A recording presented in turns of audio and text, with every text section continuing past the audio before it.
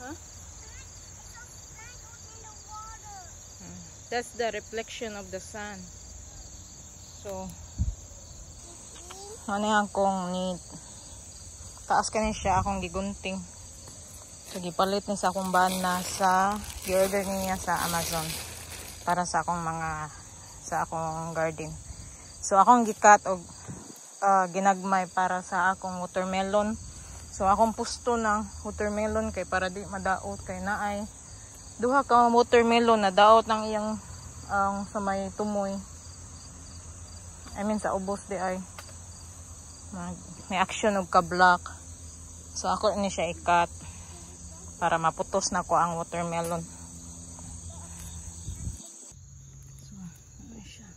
Ang taas.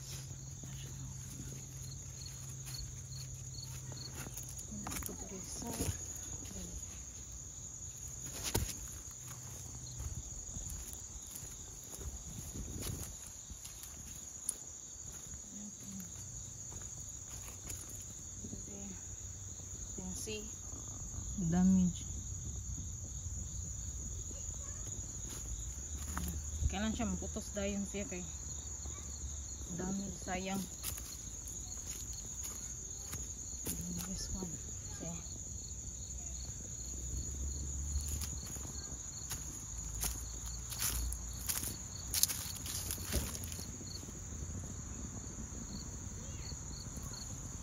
Then ang kamatis.